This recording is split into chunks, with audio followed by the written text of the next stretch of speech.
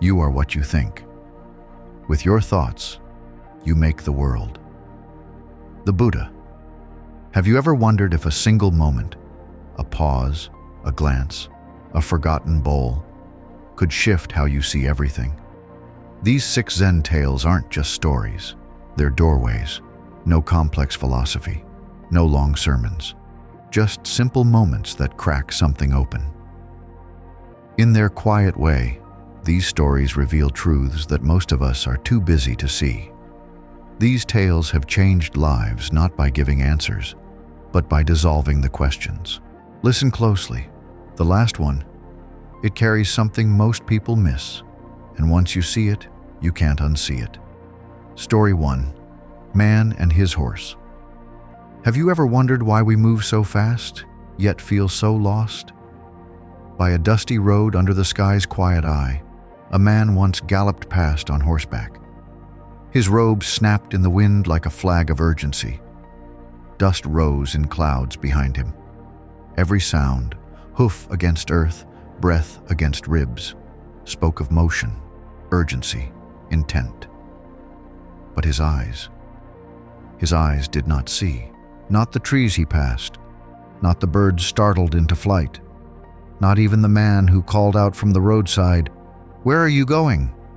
The rider clutched the reins tighter and shouted back, "I don't know. Ask the horse." To laugh is easy. The image is absurd.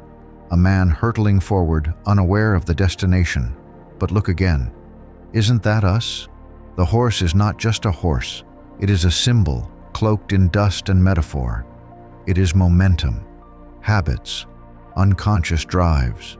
It is the scroll of the phone, the email replied to before we breathe, the fear of being still. The man is not foolish. He is simply normal. He is what happens when we do not pause to question what is moving us. Zen does not mock him. Zen bows to him with compassion, because we all ride such horses. This story opens a quiet door into the nature of suffering. Not loud suffering, not dramatic anguish, but the quiet ache of a life lived at speed without presence. The kind that keeps us moving, even when we are tired. That pushes us to say yes when our heart whispers no. That fills the calendar while the soul waits at the edge, silent, unnoticed. The Buddha taught, all that we are is the result of what we have thought. The mind is everything. What we think, we become. But what if we are not thinking? What if we are simply reacting, riding horses set in motion long ago?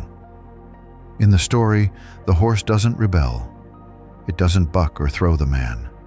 It just runs, like our thoughts, like our habits, like the 1,000 small impulses that carry us from morning until night. And here is where Zen slips in, like a breeze beneath the door. It asks, what would happen if you stopped the horse? The question is not about control. It's not about domination. Zen is not about muscling the mind into stillness. It is about awareness, about seeing the reins in your hand and choosing to hold them, not out of fear, but out of clarity. When the man shouts, "Ask the horse," he reveals something tender. He has forgotten he is the rider, and perhaps so have we. So today I ask you gently, what is your horse? What have you been riding without question? Is it the need to be busy, the ache to be praised, the fear of being forgotten? And can you, even for one breath, step off, just long enough to ask, where am I going, and why? Sometimes the most profound wisdom is not in answers, but in the questions we've never dared to ask. The path is not far. The reins are already in your hands. Shall we begin to walk? Let us sit together a moment longer. If the first story asked where we are going, this one asks, what do we expect to find when we get there? Story 2. It happened during a quiet evening lecture.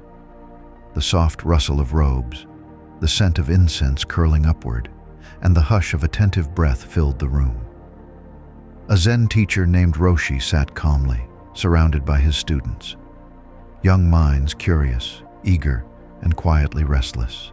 One student, with a half-smile that mixed reverence and rebellion, raised his hand. "Roshi," he said, "I've listened to you for years. Can you please put all of Buddhism into one sentence?" Laughter broke out, soft and human. The question was bold, maybe even naive. But Roshi, amused and unshaken, joined in the laughter, then leaned forward slightly. And with the same calmness that one might use to place a teacup on a table, he answered, "Everything changes." Then, just as simply, he turned to the next question. No drum roll, no long preface, just 3 words, handed like a stone into the palm, weighty, simple, complete. You might think it too simple. But in Zen, the simplest truths are often the most difficult to live. Why? Because our lives are constructed on the scaffolding of permanence. We believe in tomorrow's promises, in the shape of our relationships, in the illusion that today's emotions or identities will remain. But change does not bargain. It does not soften its approach to spare us discomfort. It arrives like wind through a tree, dislodging the leaves of all we thought we could cling to. And when it comes, we often suffer, not because change is cruel, but because we resisted it. In this sense, Roshi's answer is not only profound, it is tender. It offers a lantern for those navigating loss, fear, and impermanence. His words are not a dismissal, but a doorway. Because if everything changes, then suffering too is not eternal. Heartbreak shifts. Loneliness softens. Even grief, which feels like it will never loosen its grip, eventually changes shape. And therein lies the quiet mercy of impermanence. The student's question held a yearning to reduce the vastness of Dharma into something digestible, singular. But Zen does not serve meals like that.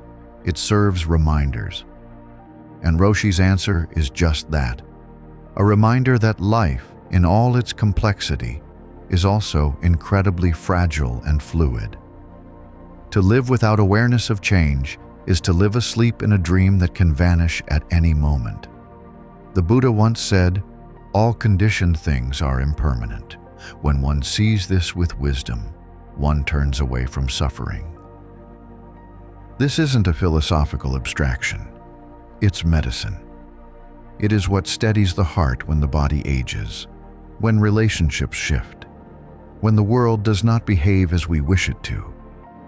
When we live with the truth of change, we stop grasping so tightly. We stop demanding that things stay as they are. We stop suffering from the expectation that anything can remain fixed. To see impermanence clearly is to see beauty more vividly. Like the cherry blossoms that bloom only for a short while, their brevity makes them unforgettable. Like the laughter of a child, the scent of summer, the final page of a beloved book. We hold these things gently because we know they cannot stay. And what a gift it is to feel their presence fully while they are here. So this story is not just about a clever teacher.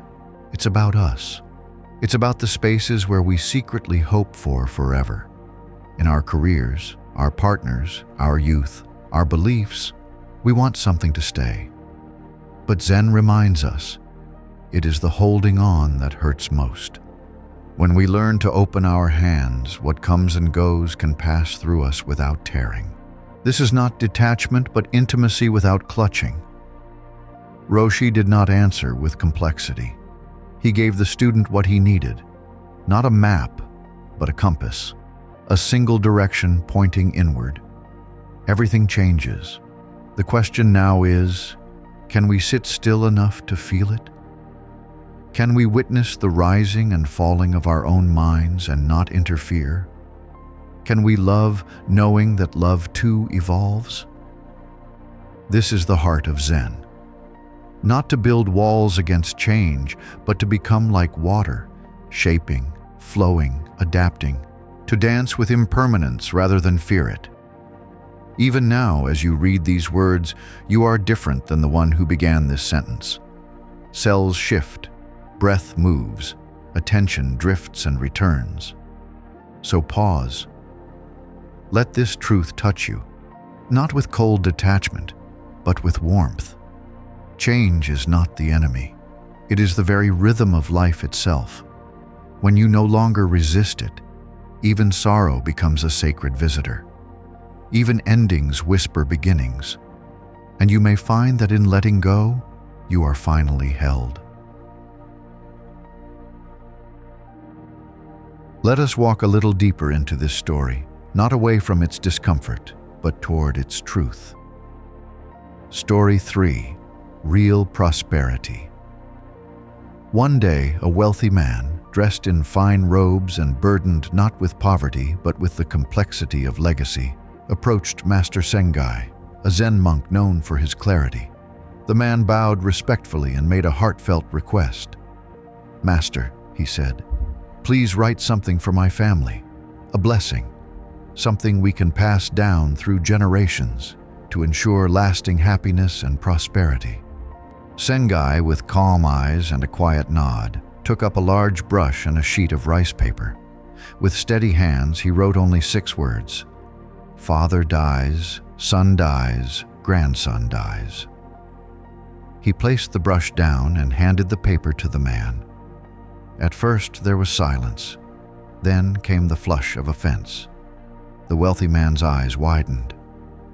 "Is this some kind of cruel joke?" he asked, half incredulous, half hurt.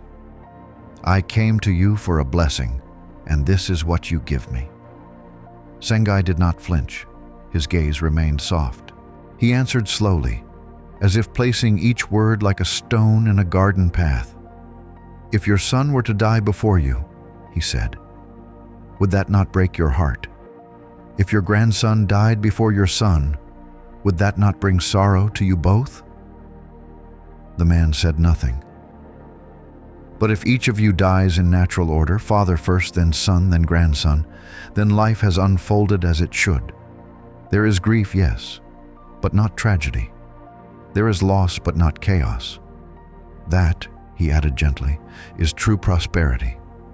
When Master Sengai wrote the words, "Father dies, son dies, grandson dies," he did not mock prosperity. He redefined it. To the untrained eye, his blessing appears harsh, even cold. But in Zen, wisdom often arrives dressed in robes that unsettle before they soothe. What did the man expect? Likely something flowery: long life, wealth, joy. Words that comfort without challenging. Instead, Sengai handed him the very rhythm of life. Here, in these 6 quiet words, lies an entire teaching, a teaching not about tragedy, but about rightness. In a world driven by desire, we tend to think of blessing as getting what we want: health without sickness, gain without loss, love without parting. But the Dharma shows us something subtler. True peace is not born from control. It is born from alignment with the nature of things. The man's offense is understandable. Who among us has not wanted to hear only what soothes? But Zen compassion does not coddle. It awakens. And sometimes, awakening feels like offense. Master Sengai did not wish him grief. He offered him a map through it. A lineage that flows in natural order is not a curse. It is a prayer answered not with miracles, but with balance. Imagine a river flowing calmly downstream. That is the life Sengai blessed, not without stones or storms, but moving in its rightful direction. When a father buries his son, the river backs up. The pain is unspeakable. When a child must grieve their own child, the heart cracks in unnatural silence. Sengai's words were not a list of events. They were an invocation of mercy. To the one who sees with clarity, father dies, son dies, grandson dies, is not about death. It is about timing. It is not about sorrow. It is about the absence of premature sorrow. Zen reminds us that what we call tragedy is often just the refusal to accept the nature of things, and what we call blessing is often merely comfort. But comfort is not always truth, and truth, when embraced, becomes the deepest comfort of all. The Buddha taught that all things are impermanent, not as a threat, but as a foundation for liberation. He did not say we must avoid loss. He said we must understand it, see it clearly, and in that seeing, become free from its grip. Sengai's blessing was a mirror reflecting this teaching. True prosperity, then, is not the absence of endings. It is the presence of order. A life where love ripens and ends in its season, where no child need bury their parent too soon, where grief, though inevitable, arrives on time, where each goodbye is natural and each generation bows to the next in peace. So what does this teach us? Who fear endings? Who hold on so tightly, hoping time might forget to move forward? It teaches us to loosen the grip, to stop chasing permanence in a world made of waves, and instead, to live deeply within each moment, knowing that it will pass, and loving it all the more because it does. Sengai's calligraphy was not art, it was dharma, not ink on paper, but a doorway to right view. The man sought a treasure for his descendants. Sengai gave him the one treasure that cannot be lost, a mind at peace with the way things are. Ask yourself, what does prosperity mean to you? Is it a stack of things? A series of unbroken joys? Or is it the strength to face loss with grace, to hold love with open hands, to smile at the unfolding of life even as it changes shape? Real prosperity, Zen teaches, is not something you hold. It is something you recognize in the silence after grief, in the natural rhythm of generations, in the stillness that remains when you no longer resist the way of things. Breathe now. Imagine each life unfolding gently into the next, father to son, son to grandson. No rush, no reversal, just the quiet rhythm of nature doing what it has always done. This is not morbid, it is sacred. And perhaps this too is what Master Sengai was showing us, that true blessing is not found in escaping change, but in welcoming it with understanding. That when life moves as it must, we are not victims. We are participants in something ancient and holy and complete. Let us now sit with the old farmer, under the same sky he worked beneath, and look again, not at the events, but at the mind that received them. Once upon the time there was an old farmer who had worked his crops for many years. One day his horse ran away. Upon hearing the news, his neighbors came to visit. "Such bad luck," they said sympathetically. "Maybe," the farmer replied. The next morning the horse returned, bringing with it 3 other wild horses. "How wonderful," the neighbors exclaimed. "Maybe," replied the old man. The following day, his son tried to ride one of the untamed horses, was thrown, and broke his leg. The neighbors again came to offer their sympathy on his misfortune. "Maybe," answered the farmer. The day after, military officials came to the village to draft young men into the army. Seeing that the son's leg was broken, they passed him by. The neighbors congratulated the farmer on how well things had turned out. "Maybe," said the farmer. This story, so simple in its language, is deep in Dharma. It invites us to look closely at our habit of labeling, how quickly we declare something good or bad, fortunate or tragic. How swiftly we close the book on moments, as if we know how the next chapter will read. But the farmer's wisdom lies in seeing that life is not so linear, that each event is not a conclusion, but a thread, woven with others into the greater mysterious fabric of existence. The Buddha once taught, "This arises, that becomes. This ceases, that ceases." It is the teaching of dependent origination, the truth that all things are interwoven, that nothing stands alone. And so, the old man's repeated maybe is not indifference, it is insight. It is the voice of one who sees the interdependence of all things. There is no need to rush to judgment, no need to cling to fleeting joy or recoil from temporary pain. For who among us can see the full unfolding of one moment's ripple? What we call a misfortune may save us from a greater one. What we call a blessing may bind us subtly to suffering. To live in awareness of this is not to withdraw from life, but to enter it more fully, with humility.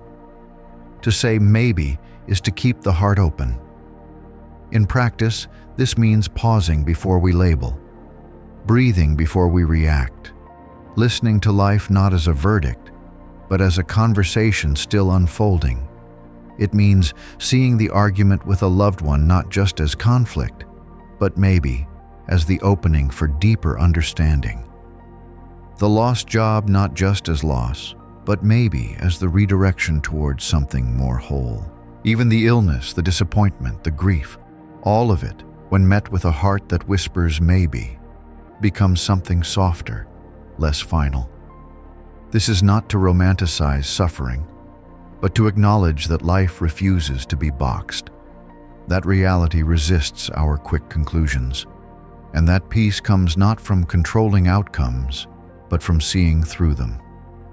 The farmer's strength lies not in resignation, but in patience, in the trust that things will reveal their nature in time, and that our job is not to decide too quickly, but to stay awake. The Dharma does not tell us to be emotionless. It invites us to feel without clinging, to move through joy and sorrow as through seasons, present but not possessive. What does it mean for us then to live like this farmer? Perhaps it means walking through our day with fewer declarations and more curiosity. Instead of, "This is unfair," perhaps, "Let me see what unfolds." Instead of, "This is perfect," perhaps, "Let me not hold too tightly." To live with maybe in our hearts is not weakness. It is wisdom. It is the spaciousness that allows grace to appear. It is the humility to know that the story is still being written. So now, close your eyes. Think of something in your life you've labeled: good, bad, gain, loss. Hold it lightly, and whisper as the farmer might. Maybe. Let that word open a window. Let it bring air to the closed room of your judgments. Let it soften the edges of your joy so it becomes gratitude. Let it soften the edges of your sorrow so it becomes understanding. And as you walk again into your world, do so not with certainty, but with presence. Not to define life, but to meet it. One step, one breath, one maybe at a time. Let us now turn our attention to another gathering, this one not in fields or forests, but within the quiet walls of a meditation hall. Story 5. Right and Wrong. Here, students from all over Japan had come to study under the renowned Zen master Bankei, drawn by the clarity of his presence and the simplicity of his teachings. These were weeks of seclusion, where silence deepened, minds were sharpened, and egos quietly surfaced. Among the students was one who, unknown to the others, had begun to steal. The thefts were small, perhaps an item of clothing, food, or incense, but they did not go unnoticed. Word reached the other pupils, and they were unsettled. After much whispering and murmuring, a few stepped forward and brought the matter to Master Bankei. "We must protect the Sangha," they said. "This student must be expelled." But Bankei remained still and said nothing. The days continued. Then the same student was caught again, red-handed. This time the frustration was too great. The students gathered, and in their hands was a petition. It was clear. If this thief was allowed to stay, they would all leave. Bankei read the paper without haste, then called the entire community to gather. He looked out at them, not with anger nor disappointment, but with calm that cut through the air like a bell. "You are wise brothers," he said. "You know what is right and what is not right. If you wish to leave, you are free to do so. But this brother, he does not yet know. If I do not teach him, who will?" Then, turning to the one who had stolen, Bankei said nothing more. His eyes held the weight of truth and compassion, not to shame but to see. And in that moment, something shifted. The student fell to his knees, weeping, not from punishment, but from the unbearable kindness he had received. All desire to steal left him in that instant. To the outside world, this may seem foolish. Why keep someone who harms the harmony? Why risk losing many for the sake of one? But here lies the heart of the Dharma. Bankei was not blind to the theft. He was not permissive out of weakness. He was teaching something few are willing to live, that real discipline arises not from exclusion, but from love that refuses to abandon. The Buddha once said, "Hatred does not cease by hatred, but only by love. This is the eternal law." Bankei embodied this. He understood that our deepest mistakes are not cured by rejection, but by being seen fully, especially in our darkest moments. This story is not just about one thief. It is about all of us. For who among us has not taken what was not ours, time, attention, energy, even hope?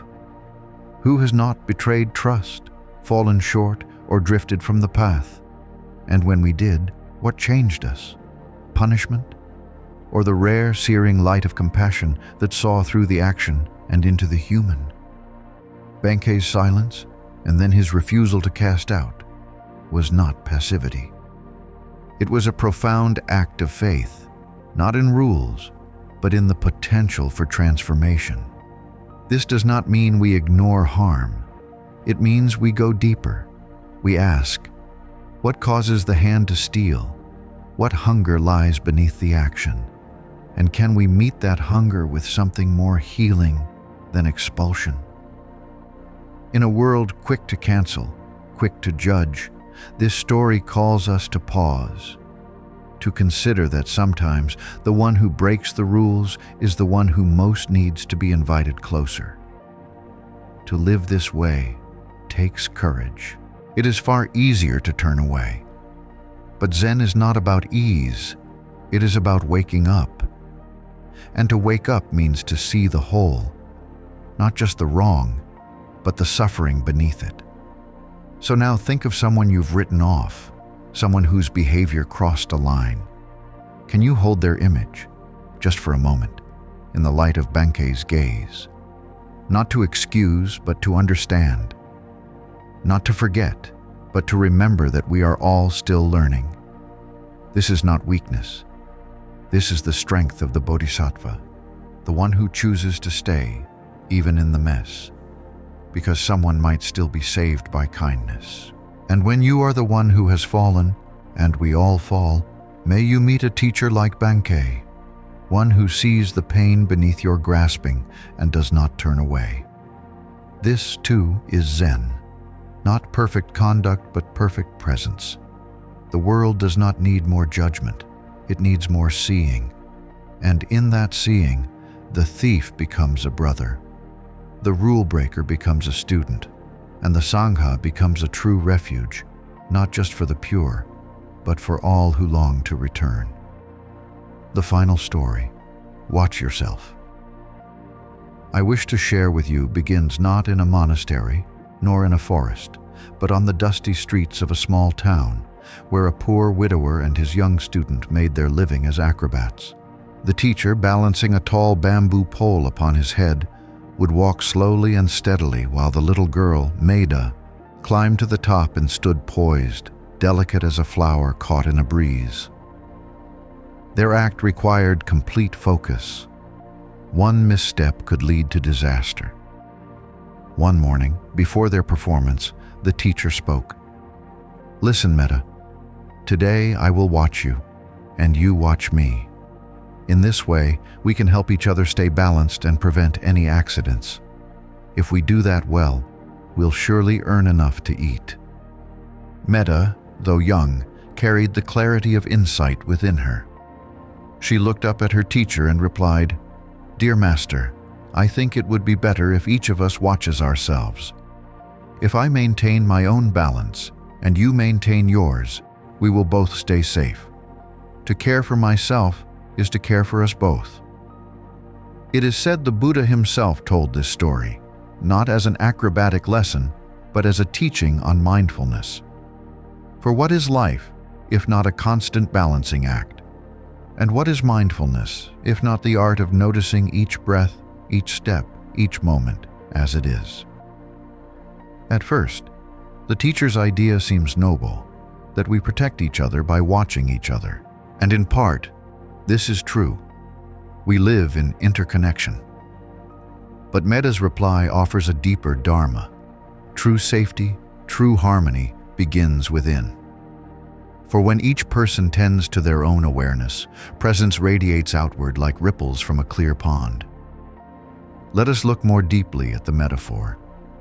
The bamboo pole is our life, precarious, shifting, needing care. The act of balancing is the practice of awareness.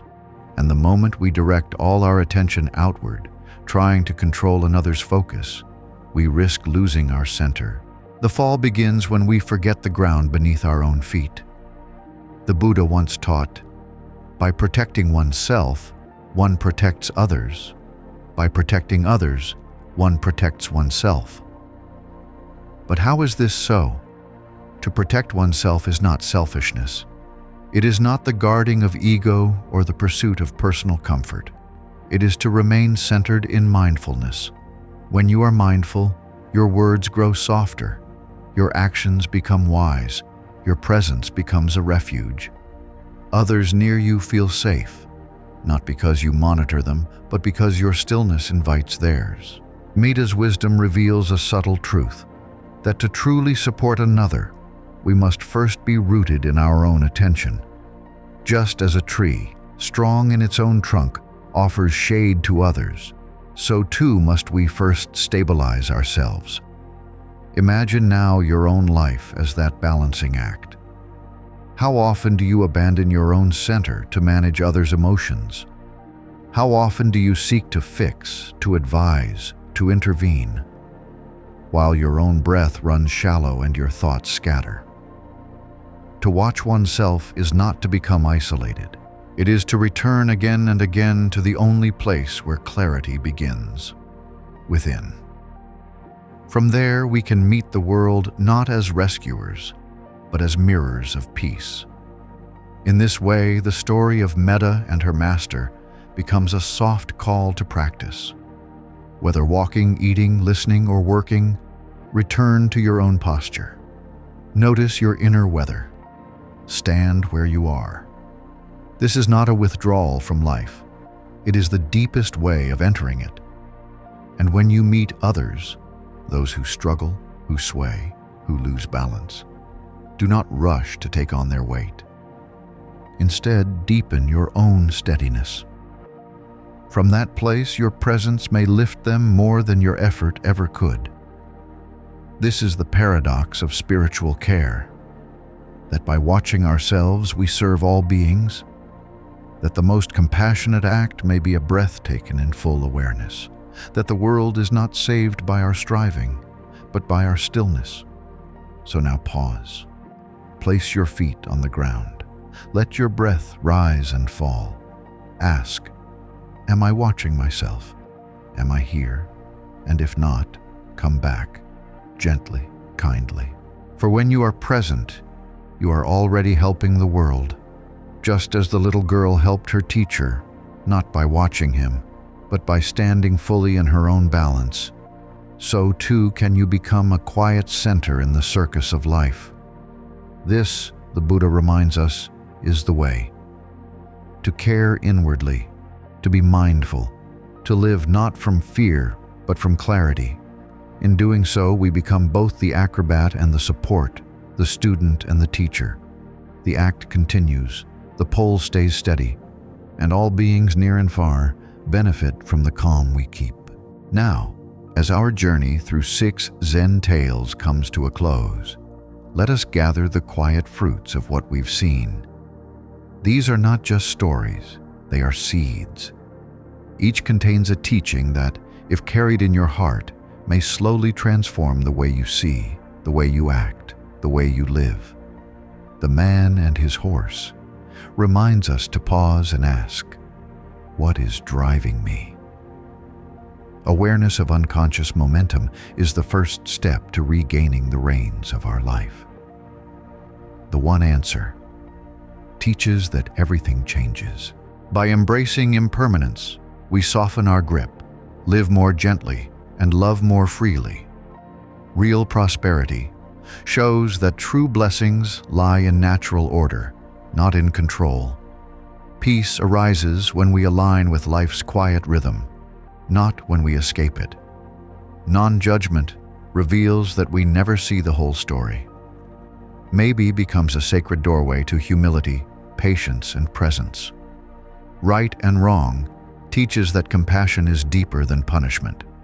What transforms a heart is not rejection, but being seen with love in the moment of error. Watch Yourself reminds us that mindfulness is service. When we are centered, the world around us steadies. By caring inwardly, we begin to care for all. These lessons are not grand pronouncements. They are small lanterns. You don't need to master them all at once. Simply hold them close and return to them when the wind rises. They are here to guide you gently toward the stillness within. May you walk with these stories not as burdens, but as friends. May they whisper to you in moments of doubt, and may your life, one breath at a time, become the story someone else needs to hear. Peace, always.